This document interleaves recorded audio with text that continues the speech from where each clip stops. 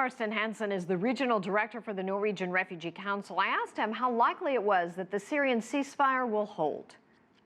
My hopes are high.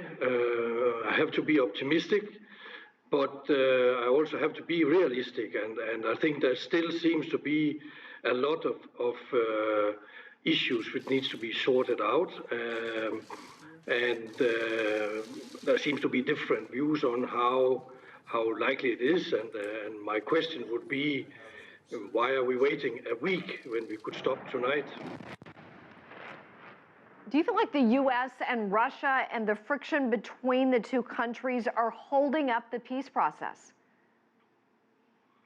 I think we have seen now for too long time in this conflict that there has been limited political will to engage, and we see now the first small step in a long time on a positive step on the diplomatic front.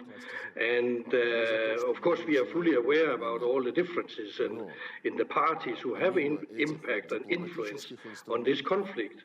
But we hope that these political leaders, world leaders sitting around the table, will put some of those differences aside and think about the people of Syria, who has now been suffering too long and too heavy for years.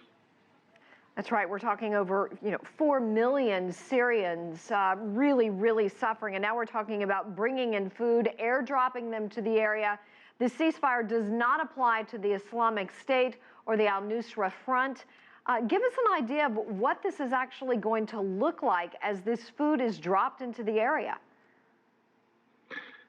Yeah, that's normally when you turn to these kind of actions of dropping food from the air, it's under different circumstances. It's normally under logistic difficult conditions.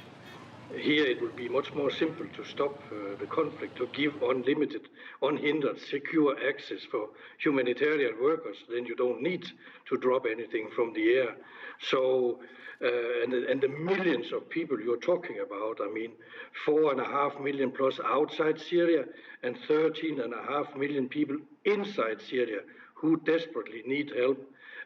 We need very drastic and comprehensive changes in order to provide that help.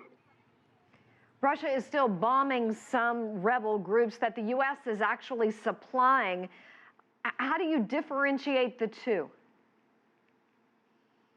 I mean, we are looking at this from a humanitarian perspective, and we see different parties acting in different ways, parties to the conflict. And for us, seen from a humanitarian perspective, the imperative is to bring people, assistance to people in need. And of course, ongoing conflict, whether it's from the one, the other, or the third side, is something we need to have to stop.